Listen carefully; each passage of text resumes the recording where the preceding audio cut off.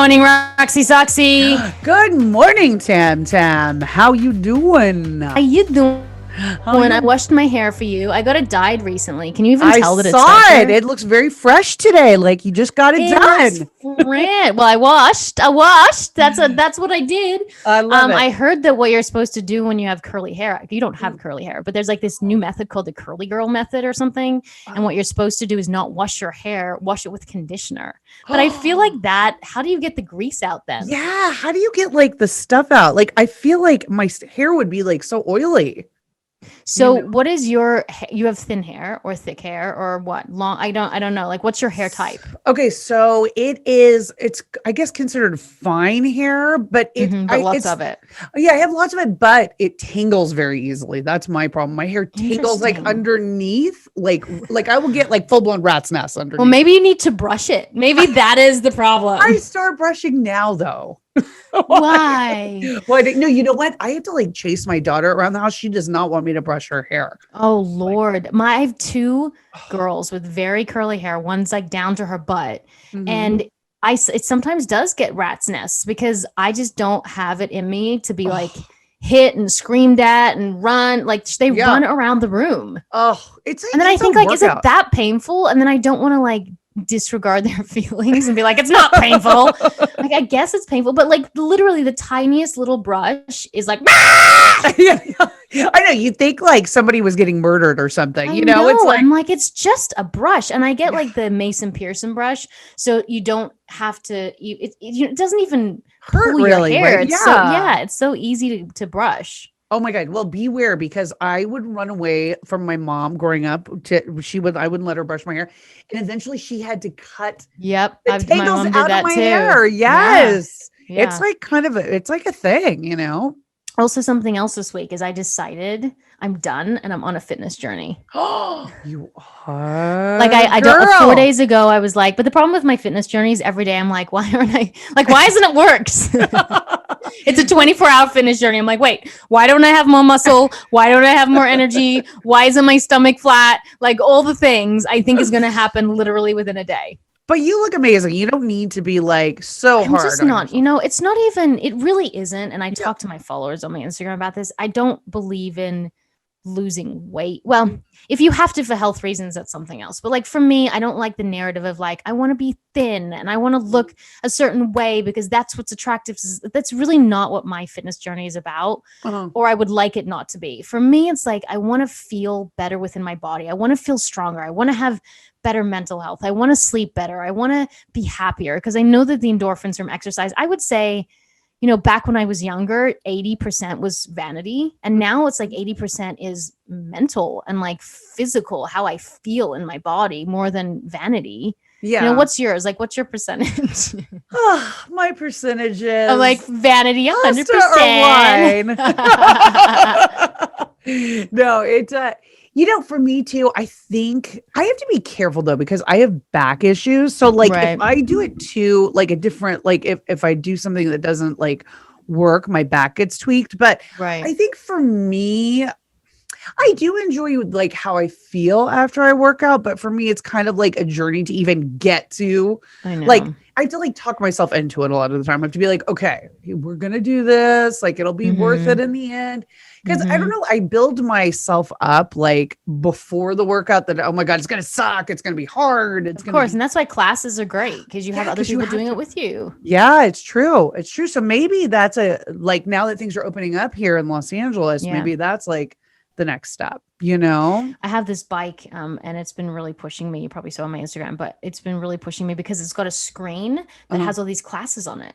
There's 150 classes. Cool. And also what also keeps me motivated is that it has a heart rate monitor with different levels. And because of me, I'm such I love to compete, right? Just I've always been that person where if I actually have the best workouts when someone else is doing better than me because I'm like, that can't happen. My daughter's like that too. So I'm like, oh God, you got it from me.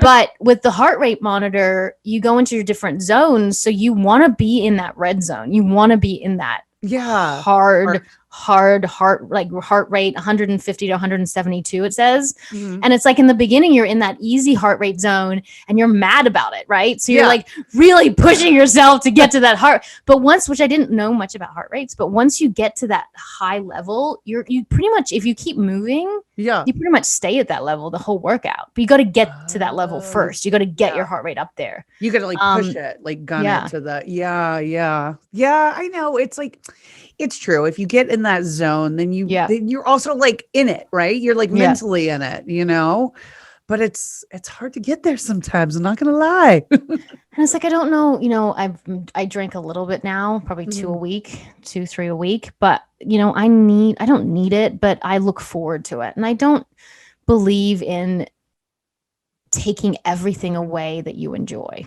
Yeah. You know, because life is short. And if the thing that you enjoy is hurting you terribly or detrimental to your family or the people around you, then take it away. Yeah. But if it's these little things that give you enjoyment and joy throughout your life, it's like life is tough. But anyway, back to the I think you should have joy in your life because it's hard. We all need joy. I mean, especially at this like particular time that we're in, you know, it's like, you got to find what makes you happy. Right. It's like, and you got to live it, you know. Where's your joy come from? Pasta and wine? Yeah, it is. It's about 50% right there. I'd say another 25%. It sounds amazing. Pasta and wine, just like happy. You know, hopefully things will be like more with things like opening up too. It'll be like now more joy. Because I feel like we've been in California like on a delayed sort of, you know, like we haven't had normal life yet, really 100%. So now I think just this week, you know, with things opening up, like there'll be more travel and more like back to where we were before. Like it kind of scares me. I'm like, it's my agoraphobic self. I'm like, it scares me. And now I have to go see people. But also like, I'm probably going to stay wearing the mask. I'm like, why not? I know it. Look, I'm not going to wear the mask if I'm outside. Yeah. And but if I'm inside or like a place with like a lot of air sharing, I probably will try to protect myself. Yeah, like the grocery store or something like that. Yeah. I know it's interesting. You know, my parents live in Texas and my sister, and they were telling me that in the grocery store, because things are open there, I guess you can wear, some people are wearing a mask. You can, still, or you don't have to. Yeah, or you don't have to. So it's like a mix. So I'm wondering what the efficacy is now, you know, like, I mean, I'm sure it helps. Right. The people wearing it. I don't know. A little. It actually helps when someone else, like if you wore a mask, I'm 70% protected. Yeah, if I wore the mask. But if I wear a mask, I'm only 30% protected. Something like that. Oh, it's so interesting. Huh. So maybe we can talk to our next guest who's been waiting so long. To tell us a little bit, nothing about masks, but tell us a little bit more about relationships, right, Roxy Soxy? Yes. Oh my God. I'm like been waiting to have this guest on because she literally, it probably is one of the top like coaches that people need right now coming out of this pandemic. She's a divorce expert, a relationship expert. She coaches, especially moms and women who are coming out of, you know, relationships and are, you know, on that road to divorce. And she kind of just helps them navigate life and like how to get through it with kids, with not kids, you know, with everything that they're going through. So without further ado, we have Michelle Dempsey on. Whee! Thanks, everybody. That was such a nice intro. And yeah, I hope you guys don't need my help, but I'm happy to offer it for anyone who does. But what you do too, you can obviously give advice how not to break up, maybe, you know, also to people like us who are in marriages that, you know, there sometimes is conflict in marriage. And there's so many questions I have for you, like, why does marriage break apart? And like, what happens when you start to see those signs, and what happens when it does? How do you find yourself again? There's so many different questions that I would love to talk about in regards to divorce and relationships and all of this stuff, and including kids that also get sort of mixed up in a lot of it. Kids are always getting mixed up in it. And I feel like that is what prompted me to be less of a toxic asshole after my divorce, because little eyes were watching, and I'm a child of divorce. And I just remember one parent being so awful and one being so great. So I'm like, you know what? why don't I level up my shit now? Because it'll all pay off later on. And I think that's what led me to falling into the divorce space. Like I was just like a mommy blogger. I owned a marketing agency here in Miami. I'm a former teacher. And I started writing for publications like Scary Mommy and Parents about co-parenting and divorce back when people my age were still like newlyweds and having more babies and everybody was so happy. And here I was like all alone on Divorce Island. And I started talking about it and people were flocking like, yes, say this, say it, because I'm going through it too. And it felt really great to not feel alone, even though, you know, my Instagram followers are people I've never met in real life. But yeah, I ended up starting my own podcast, which was a way to answer all like the thousands of DMs I was getting with professional questions that I didn't know how to answer. So I started my podcast to bring on people who could answer those questions. And then from there, I got certified and became a certified divorce specialist because I wanted to answer the questions too. And now I'm working with women one-on-one all over the world, which is fascinating. I have my first book coming out from Simon & Schuster. It's called Moms Moving On, which is the same title as my podcast. And I'm excited to be able to like really dive deep into my story and help other people through that. So yeah, that's how I'm here. And I just went in a circle, didn't I? I know, but it's so interesting because so many of us are hearing, particularly at this time, about divorce and about, you know, things that are going on, and especially like after this crazy quarantine we've had. So like how much of it is okay, because obviously it's in a natural situation to be stuck with your partner 24/7 around the clock like we've been. But how do you know when it's time to get divorced or when you should she's like asking for a friend. Asking for a friend. How do you know when he does this? Is that mean it's the end? Right. So that's probably the question I get asked most in my life, day in and day out. Like, how do you know? I've been putting up with this shit for years and he's always been an asshole and now I can't take it anymore. Like for women, you don't just wake up one day and say, hey, you know what? This might be a good day to get divorced. It comes after like months, sometimes years. For me, it was years, like all 3 years that I was married to my ex-husband. I was like, how am I getting out of this? Because I know it's not right. Women are really amazingly like strategic about this kind of stuff. And I feel like because so many of my clients are women who are not even divorced yet, they do this amazing thing where they learn, they ask questions, they strategize, they have a plan. And then one day they wake up and they're like, okay, that's it. This is the day. I had, I don't know if you know Tanya Zuckerbrot from F Factor. She was on my podcast talking about this same thing. And she said, it's like when you meet the love of your life, when you know, you know. And I have to say that as cliche and annoying as that answer is, I woke up one morning and I'm like, this is the fucking day. And I'm sorry for my mouth. Oh, please. This is the podcast to be on then. But I woke up like with this sense of like, this higher like being was like, do it now. And I did.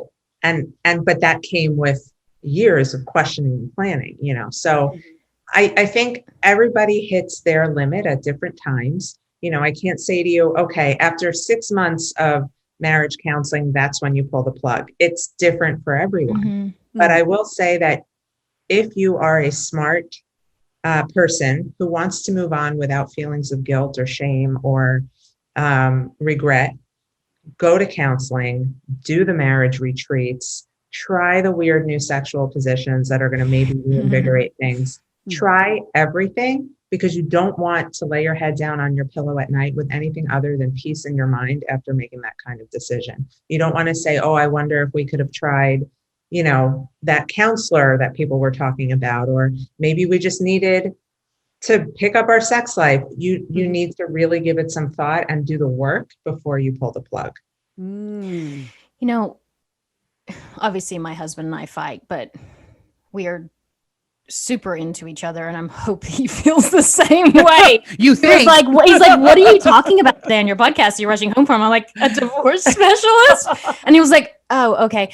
So I'm hoping he feels the same way. We've been together for 15 years. We're not perfect, but I can't imagine going through a divorce. That being said, again, like I began, my point was saying, I hope he feels the same way, because I have a friend who was married everything was hunky-dory. She was completely in love with him. And he woke up one day, and it wasn't one day, like you were saying, one day after 3 years of something not being right. Like I assume that both parties at that point know that something's not right. And he just woke up after 6 months of feeling this way, or 3 months or whatever it was. And he was like, I'm moving back to Canada, and good luck and see ya. And she was blindsided. Yeah. When something like that, and again, Sean, if you're listening, please don't please give me some heads up. Yeah. I don't know how personally someone like me, with all the issues I have, and my codependency and my need to be loved and all those types of things, if I was blindsided like that with someone that I love, I don't know how I would cope. I mean, you have to cope, right? Because you have children. But I don't think I would fare well. I think Roxy would do a lot better than I would. You think? Yeah, you got your shit together, man. You'd be like, girl, you're out of here. Maybe like sobbing, watching. But yeah, how do you move on when you've been blindsided? And there are so many women that are blindsided. And I should say, obviously, my situation was different because I pulled the plug. Men tend to do that. They tend to suffer silently or be unhappy in their minds and not let anybody know, because happy wife, happy life. Right. And then they just dip. And I've seen it so many times. Or I was having an affair. You didn't know I wasn't cheating. Yeah. How can we? Yeah. I mean, I'm sleuth. I think that is where actually beautiful things happen for a woman, because I was just reading Dr. Shefali's book. I had her on my podcast recently, and I'm kind of obsessed. We just had her. We just had her on our podcast. Yes. Yeah. And she said something in her book about rock bottom being the single best place for any woman to be, because that pain and that moment of making a choice to have to claw your way out of that pain is the best process for anybody. It doesn't sound very fun, of course, and nobody wants to be in the situation where they're left out of nowhere by the love of their life. But you learn so much about yourself and how much maybe you were codependent and how much you ignored some of your own unhappiness, or how much you've fallen out of touch with yourself. Not that these things are bad, but naturally in a marriage, in a partnership, there are parts of you that fall to the wayside. So a beautiful transformation can happen there. And that's essentially what I help with women with, is finding that woman again, who she is without her husband, who she's going to be in this next phase of her life, because she's left with no choice. And so I'm on the other side of that now. My divorce was my choice, but also brutally painful because of the fact that I'm a child of divorce. And I was so mad at myself for letting myself end up in a situation where I had to put my own child through that. And it was what better time to heal and work on me and deal with all the issues from my past that made me the toxic partner that I was, and the insecure, person with anxious attachment issues. I had every issue in the book. So what better time to work on myself, right? And that's really where the magic happens, I think, in that period of transformation and reinvention. We've gone over this a lot in my head, and it's before I had kids, I would do this scenario, and Tammin, I think we've done this before, where you put the scenario in your head and go, if he cheated on me, would I be able to forgive him and move on? And before I had kids, I was fuck no. I'm I would totally, throw his ass to the curb and move on and find somebody else if I wanted to do that, or be single or whatever. But for me now, with having a child, I think it's a game changer, because it's you're also thinking about the other child. And I mean, there are a million different scenarios with infidelity. Was it a long-term, relationship? Was it a one-night stand? Was it just kissing? It would all suck, I'm sure, 100% all suck. But it's you kind of play out all those scenarios in your head. So do you think that you can come back from infidelity and not get divorced? Really? Yeah. I think 100%. Yeah, Tammin. It's such a spectrum, right? Like you said, it could be an emotional affair. It could be, I got fucked up with my boys at that bachelor party and kissed some random girl. I don't know. Or it could be a years long double life situation, which of course I would say, do not forgive that. Yeah. But there's such a spectrum. And I have seen people recover from infidelity the same way I've seen people fall apart from infidelity. But you have to be a strong ass person to forgive the past and not look back after that. Me personally, I don't know that I'm that bitch. You know, after I throw your ass out and like set your car on fire. But I have seen, and my mom, it's funny, my mom and I were talking about this the other day, and she mentioned a couple that she's friendly with that was celebrating like their 50th wedding anniversary or something crazy. And I'm like, what? She's like, don't think they didn't almost come close to the end a bunch of times because he was cheating and da, da, da. So it's interesting to me to hear that people do work past that, but I can see why. And I do think that there are instances where it can be worked through for sure. And isn't it interesting? I feel that, I don't know if it's just the society that we live in, but like infidelity's like the thing, right? Because we think having sex with someone else is such a, it's like, it is such a terrible thing to do to someone, to have some kind of sexual connection. But I'm like, what about other things? What about whacking your kids if you don't believe in that? What about lying? What about all these other subjects that could be deal breakers for you? But it's like this infidelity one. Look, our marriage, we've never had that, but you know, it's that thing that we hold on to. It's like, well, if you sleep with someone else, then I'm gone. But sometimes I think like maybe there should be other lists of boundaries that if you overstep these boundaries, I'm gone here too. For me, I think the worst thing you can do to somebody is abuse them emotionally or physically. It's funny because in my darkest days with my ex-husband, and as ugly as it got, I would say to my mom, because it wasn't physically abusive, it was just two really toxic people in the same house, and it was just so painful to live in that existence. I would call my mom and be like, I wish you would just cheat on me so I have like a concrete reason. And she would say, Michelle, this is way worse, trust me, because my mom was cheated on. That gray area of like, it's, you can't put your finger on what's so bad, but it's so bad. So for me, I think any form of abuse is worse. But then again, I haven't been there yet. So somebody listening to this who has been cheated on could want to slap me right now, and I apologize. But I do think, you know, if somebody is manipulating or controlling you in your marriage, if they're putting their hands on you inappropriately, those two things are deal breakers. And I would say, maybe don't try to work it out, run for the hills, because that's obviously not a situation you want your children to see. What your children observe in the home is going to be their comfort zone in relationships. So if dad is emotionally abusive to mom, how's he going to treat women?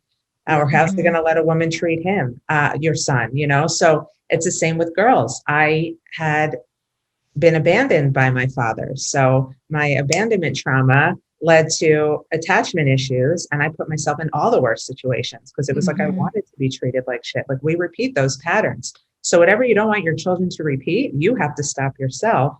And that's when you know whether it's time to get out of a relationship or not. If your child is not witnessing toxicity and it's not this tumultuous, horrible thing, then maybe it's worth working it out. But if it's abusive in any way, it's very obvious to the children. Wow. God, it's so heavy. It's fighting, so right, heavy. Roxy? Yeah. Like fighting in front of your kids. Like that's a thing. It's okay. I think I don't know. I've gotten into arguments with my current husband, and mommy, Bella, my daughter, will say, Mommy, you guys said sorry to each other and you were so nice after you got mad at each other, but we'll get mad at each other for like, you know, we're arguing over he left the stove on and he's telling me he didn't. Like, yeah, that's right. But for her, because we're not being our usual lovey-dovey selves, that's a fight. But then she realizes we say sorry and we kiss and move on. And I think a way better lesson than teaching our kids that everything has to be harmonious all the time, because it doesn't. That's not real life. But showing them that there can be healthy conflict and an apology, and then we move on from that, I think is important too. But if they're witnessing you being yelled at or put down consistently, or dad not coming home at night and mom's crying, and or us doing it too, right? Yeah. Like, because I think women get away with a lot, like, you know, back in the early parts of my relationship, because I probably was more volatile with my words before kids, because, you know, you're in the entertainment, and it's not an excuse, but you're in the entertainment business and everyone's kind of very passionate and everything's like so intense.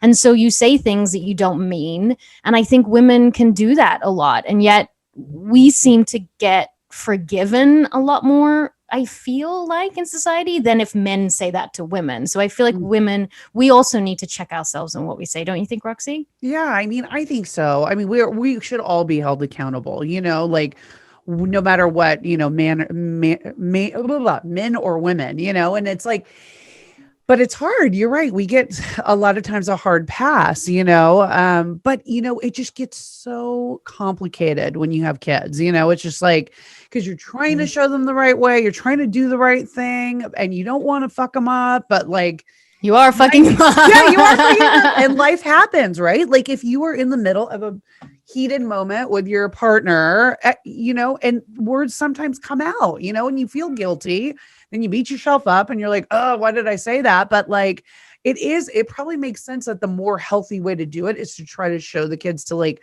move through it and have some sort of a resolution, like at the end, a solution, which I'm not great at. Like I definitely, it takes me a while to recover from a fight. Like I am not somebody that can just like kiss and make up. You know what I mean? Oh, I'm so over it. If someone says, sorry, I love you, depends on what they said. Yeah. But if it was just about the socks, because we fight about socks a lot, heaven forbid. Yeah. So like because I always take his socks. If he was just like, sorry, I'm just being bitchy or whatever it is, I would be fine with it, but I get it. Sometimes it hurts more to certain people. Well, and it hurt exactly, especially like your husband or partner, because it's like they're like in your daily life like all the time. So it's really hard to kind of recover from that. But, we're talking kids too. So like, how do you, like, if you are about to get divorced or you're in the process of divorce, how do you maneuver that with kids? Like, what do you tell them? What do you say to them? Like, what are some of those tips? So I think it all depends on the age of your children, but regardless, if they're at the age where you can sit down and have a conversation with them, like age 4 and up, let's say, I think it's, there's some concrete things, even though every situation is different, that you're going to want to do. You're going to want to talk to all your children at once. You're not going to want to have separate conversations. Make it kind of base for, where everyone can understand at the same level. You can have a separate conversation with the older children later, but you're going to want to do it together. So you're giving the same message. It's not mom having one conversation and dad having another conversation. And then mom's really passive aggressive about her words. If dad doesn't know what to say, you say it together, a very baseline. Mommy and daddy tried really hard to be able to stay in the same house. But a lot of times people realize that they're better off apart. This is nothing to do with you, nothing to do with your brothers and sisters. There is nothing you could have done to make us love each other more or less.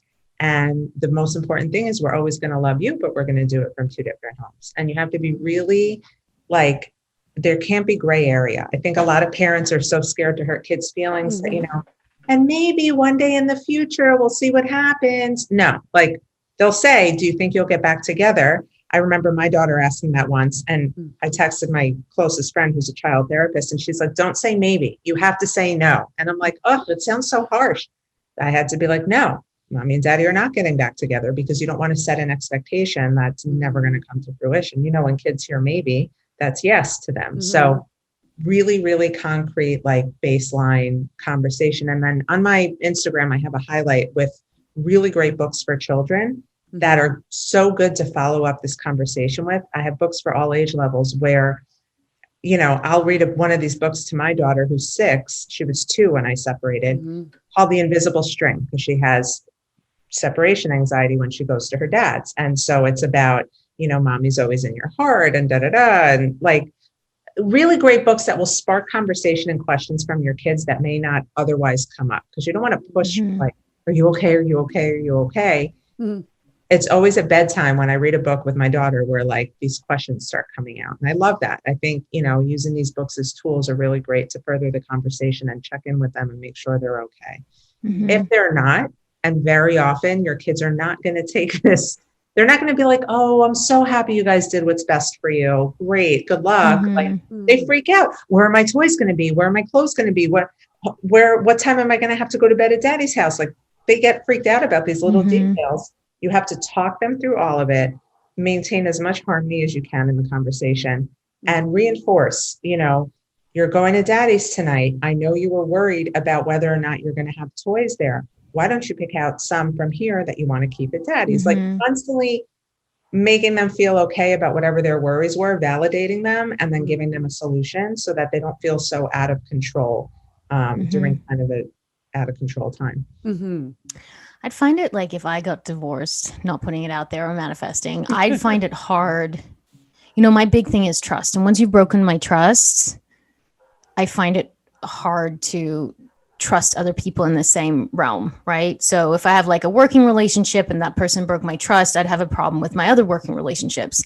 So I would fear that if that ever happened to me, how, with all the baggage and all the pain you've been through, how do you then just go into something and just trust that love is there and that you're worthy of love because you've been hurt so badly? Therapy. Right? Which I'm going to. I don't know if it's helping. Therapy. You know, I had trust issues my whole life. My dad, like I said, ditched me when I was in my preteen years, which was a horrible time to do that. And he had cheated on my mom with multiple different women and was living a double life with somebody. And so naturally I was going to have trust issues when it came to men. I didn't fix those issues before my first marriage, and they all sort of came out. And I was just as toxic to my ex as he was to me. It's not like he was the problem in our first marriage. I was so unhealed, and I had not done any of that work around trust and, you know, being able to separate one person in one situation from another. And so I think the only way you can really do that in a really empowered, healthy way is with the help of therapy. At least I couldn't have done it any other way. And I think it's also being able to recognize that not every man is the same at all. You know, women will say, oh, all men are assholes. And I'm like, well, then what is it with you? You are the common denominator amongst these assholes. So what is it about you that's attracting them, right? So you have to figure out why you're pulling in or why you pulled in the person that could treat you in that way and how you can avoid it in the future and feel empowered to know that your decision-making could help rewrite, you know, your future. It sounds like a lot of it is accountability and kind of looking within yourself and just being like, right? So much of us, you know, especially women in our early 20s, we're like, oh my God, I need to find, you know, that good on paper guy. And he's got to be tall and he's got to be a professional and he has to make babies. Like, that's all I need, right? You don't realize what our toxic traits are. We haven't acknowledged our childhood shit because we all have it.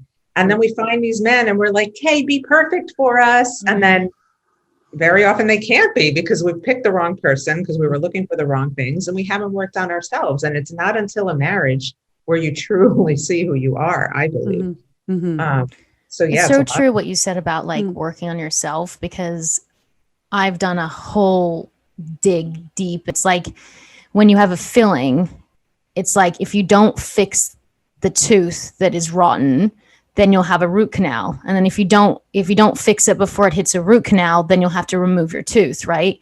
So it's like when it's rotten, you got to go in there and it's not comfortable and it stirs shit up and you feel terrible for a while. And that's what I think of therapy. Every time I go to therapy, I feel like shit. I know you're supposed to feel better, but I don't feel better. I kind of hate myself. And then incremental little moments and steps forward that happen in my life sort of adds up to the bigger picture in who I am as a person in a better way. So like, I'm like, yeah, I hate therapy at the time. Maybe people love it because they can get their shit out. I'm like, I don't want to retread those waters of when I was, you know, had an eating disorder and all the things. Like, I don't want to do that. Right. But I do think it ultimately makes us better. And I do think that you have to do, I mean, who am I to say have to? I think it's important to do that before you get into another relationship, because if you don't get that dirt out of that tooth, you're going in with cavities. You can't, I mean, you're just going to drag it around. And you know, to that point, yes, it's painful to be in therapy and have to relive some things from my childhood that I've pushed to the back of my mind. But all the pieces connect.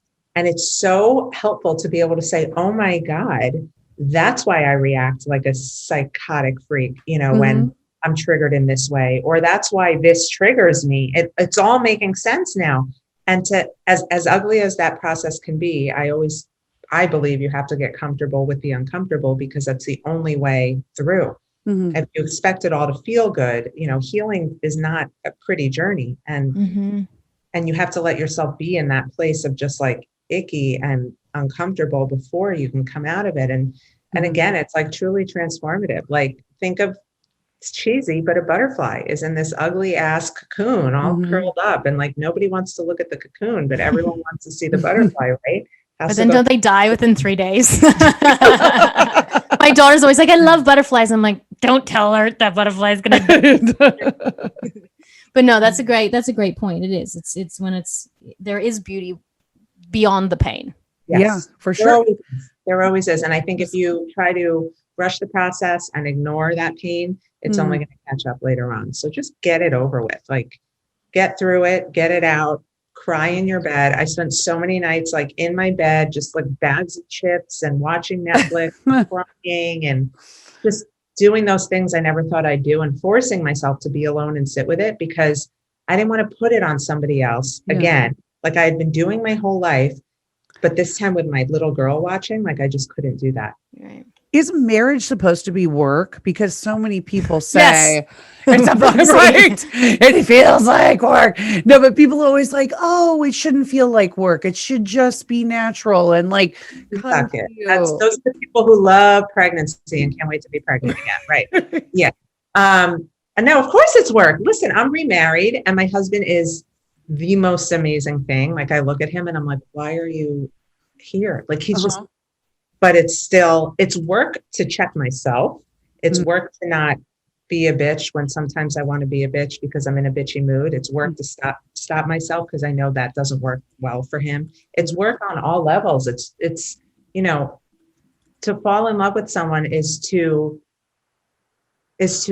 have to weather their changes over and over and over again. To expect someone to stay the same for the entire course of a marriage is crazy. We all change with time, and that's the work is getting accustomed to who that person is going to be throughout the marriage and being okay with it and being holding space for who they are and what they need. It is work, but it's beautiful work. It's like having a job that you love doesn't feel like work. That's how I think a right marriage should feel. Well, thank you so much. I know you have to run. Hopefully we can get you back on when we have all the questions from our listeners. But where can people find you? Anything you have that people can get more information on the topic? Well, I loved being here. You guys are so fun. I am at Michelle Dempsey on Instagram. I am Moms Moving On podcast. We're all over the place where podcasts stream. And the book is coming out later on this year. Moms Moving On is also the title. It's available on Amazon for pre-order now.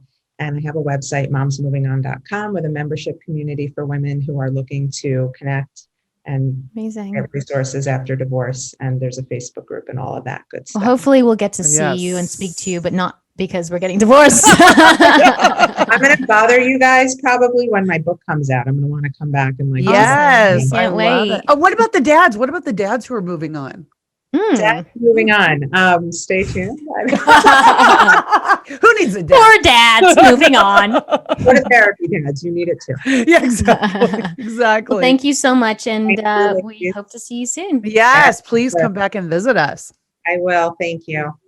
Listeners, please, you guys, rate, subscribe, and follow for free on all the podcast apps, iTunes, Spotify, Amazon Music, wherever you listen to us, because we want to hear from you. And who am I?